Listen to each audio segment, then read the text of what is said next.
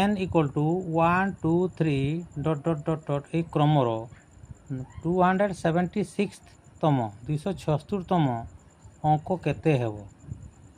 ଏଭଳିଆ क्वेश्चन थिले आमे यूनिट डिजिट केमती बाहर करबा ताले 276तम संख्याटी केते आगत बाहरेबा बाहरे सूत्र कौन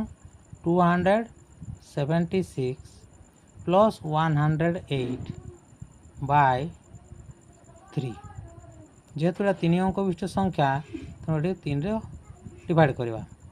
तेणु यहाँ केते 384 बाय 3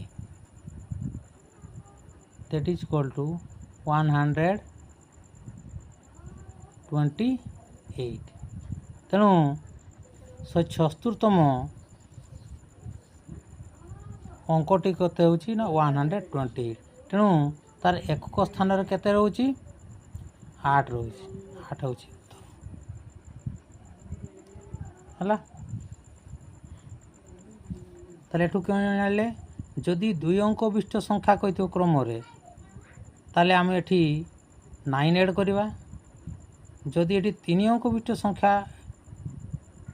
निर्णय करबा को कहिथिबो ताले हमको 108 ऐड करी 3 रे डिवाइड करबा को हेबो।